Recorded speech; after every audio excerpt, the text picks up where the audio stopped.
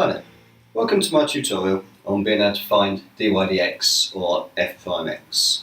This is our first tutorial on simple differentiation, and what we're going to look at is to be able to differentiate a function to find the gradient function. So I want to go back to straight line graphs to start with, to have a look at this. If we've got the graph of y equals 2x plus 1, that's this line here. And what you should know is that this is in a basic format of y equals mx plus c, where the m here is shown by the 2, and this represents the gradient. The c is represented by the 1, which represents what's known as the y-intercept. Now, from this one here, if we look at this graph, we can see that the line of the graph cuts the y-axis at 1. That's the y-intercept. And the gradient of this graph is 2. Now, we can show how we found the gradient by looking at this little triangle here that I've drawn in dotted lines there. Because what we need to do to find the gradient is we divide the height of this triangle by the base of this triangle. And that's going to give us our value for the gradient, how steep that line is. So if we look at this in a more general form, if this value here is y, we label it y2, and this value here we'll label as y1.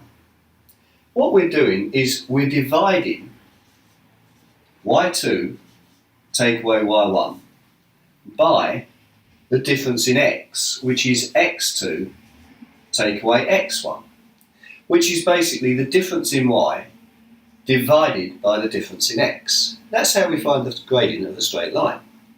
If we look at this graph here, y equals x squared, this is this curve.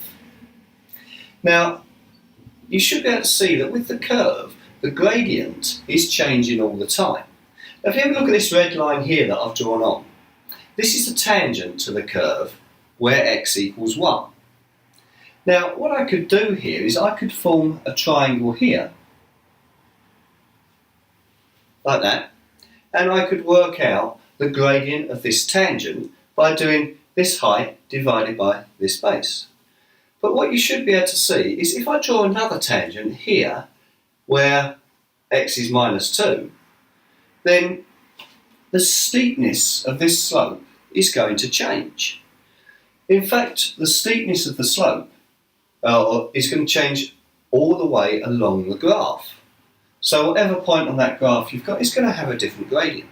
So we need to come up with some sort of formula that can help us work out the gradient at any specific point on this curve. Now, the formula we're looking at is this one here. If y equals x raised to the power of something, then dy dx is going to be n multiplied by x to the power of n minus 1. And that's how we find dy dx, the difference in y divided by the difference in x. In another tutorial, I will show you how this formula is proved, how we get this formula.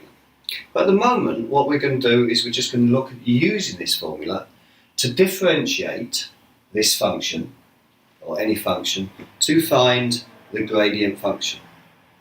So if we have a look, I've got 3 examples down here that we're going to look at. The first one, y equals x squared, was the curve I've drawn up there. Now if I apply my gradient formula here, I'm going to have the 2 brought down in front of the x, so dy dx is going to become 2x, but then the power is going to be reduced by 1 to give me 1. We don't need to write the 1, so for y equals x squared, our gradient function is just 2x. Look at the second example here. Y equals 4x squared minus 3x to the power of 5 plus 5x. This time we've got 3 terms. We're going to apply our formula individually to each term. So 2 times 4 gives me, let's write dy dx, gives me 8x. Take the power down by 1, and it just becomes 8x to the 1. We don't need to write the 1. The second term, we bring the 5 and times it by the coefficient -3, which gives me -15x. If I reduce the power by 1, it becomes -15x to the 4. And the 5x here, plus 5x, well, let's have a look at what happens to that. 5x is really 5x to the 1. So if I say 1 times 5, that's going to give me plus 5. But if I reduce the power of the x, it becomes x to the 0. I'm just going to write that here. Now, x to the 0, you should know, is 1. So we get 5 times 1, which is just 5. So when we have just a value 5x to the 1 or 5x on its own, all that happens is the x disappears. So dy dx, 8x minus 15x to the 4 plus 5. Now for this last example here, it's not in a very good format to be able to differentiate it. So what we're going to do is we're going to expand those brackets first of all. So I'm going to expand these brackets. So y is going to equal 3x times 5x, that's 15x squared. Then 3x times 2 is 6x, 4 times 5x is 20x, so I get plus 26x. And finally 4 times 2 gives me 8. Now I've expanded the brackets, now I can differentiate it, so dy dx is going to equal 2 times 15, which is 30x. Reduce the power by 1 becomes 1, we don't need to write the 1. Then 26x just becomes plus 26.